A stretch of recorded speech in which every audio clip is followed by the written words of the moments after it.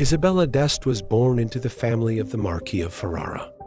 From an early age, she showed a brilliant mind and a love for the arts. Educated by the best teachers, she spoke several languages and participated in court life from a young age, preparing for her role as the wife of the ruler of Mantua. Isabella d'Este became one of the most influential women of the Italian Renaissance. Her court in Mantua was renowned as a center of art and music. She patronized Titian, Leonardo da Vinci, and other great masters. She was considered a model of female intellect, beauty, and taste. Rumors circulated that she secretly commissioned portraits to immortalize her youth. She was called the First Lady of the World for her brilliant mind and unmatched charm. Even in old age, she continued to set trends and influence the culture of her era.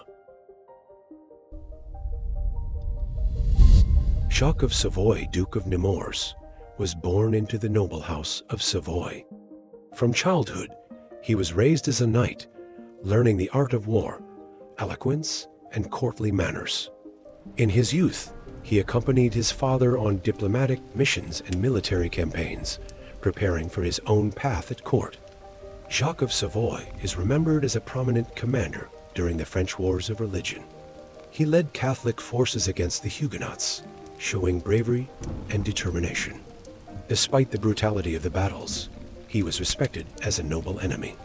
It is known that he dreamed of uniting the nobility for peace, but politics and betrayals shattered his hopes. He was called the last knight of old France for his loyalty to honor and tradition. Even his enemies praised his nobility on the battlefield. Agnès Sorel was born into a modest noble family in northern France. She entered court early as a lady-in-waiting, where her beauty and sharp mind quickly drew attention. She received an excellent education for a woman of her time, mastering conversation, dance, and the art of presence at receptions. Agnès Sorel went down in history as the official mistress of King Charles VII, becoming the first to openly hold this title. Her influence on court politics and fashion was immense. She introduced daring low-cut dresses, setting a new style for the era. Rumors said her beauty inspired the king's military victories, while enemies suspected her of witchcraft. She was called the Lady with the Swan for her elegance and mystery, and her early death sparked legends of poison and court intrigues. Jean Fouquet's portrait of her as the Madonna became a symbol of beauty and boldness of her time. Atahualpa was born in Quito, the son of Emperor Huayna Capac and a concubine. He spent his childhood in the northern part of the empire, learning warfare and governance. From an early age, he showed a strong character, earning his father's trust and being appointed governor of Quito. Atahualpa went down in history as the last independent ruler of the Incas. After Huayna Capac's death, he fought a bloody civil war against his brother Huáscar, ultimately seizing Cusco. Yet his triumph was short-lived. He was soon captured by the Spaniards under Francisco Pizarro. His promise to fill a room with gold as ransom became legendary, but even after fulfilling it, the Spaniards executed him. Atahualpa's death marked the fall of the Inca Empire and the start of colonial rule.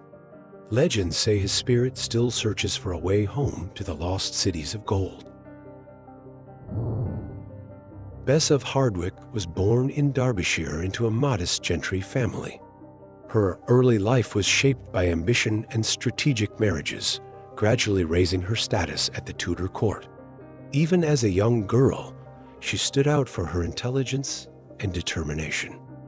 Bess of Hardwick became known as one of the most influential women of Elizabethan England. 4 marriages made her incredibly wealthy and powerful, and the castles she built, including Hardwick Hall, are impressive in their grandeur. She was often called a self-made woman, able to maintain independence and influence at court. It was said that even Queen Elizabeth feared her ambitions. Bess left behind not only a legacy in stone, but also the legend of a woman who rose from the provinces to the heights of power.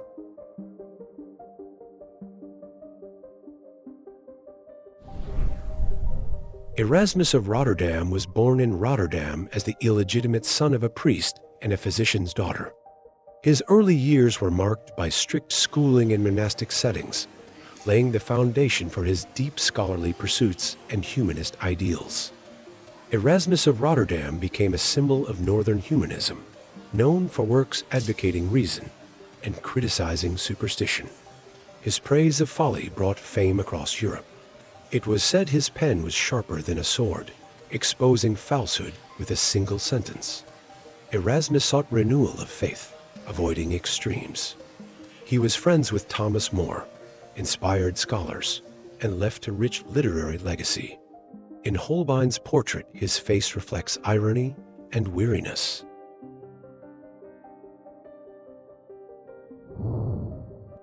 Catherine of Aragon, the youngest daughter of Ferdinand II of Aragon and Isabella I of Castile, was raised from an early age to be a queen.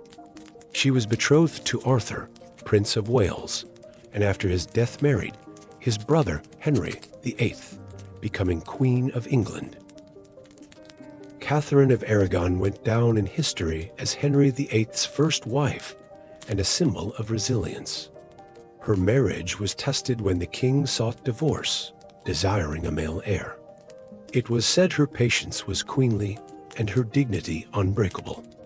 Catherine refused to accept the annulment and considered herself the true queen until the end. Her support of the Catholic faith inspired many. In portraits, she appears with a sorrowful gaze, reflecting the weight of her fate.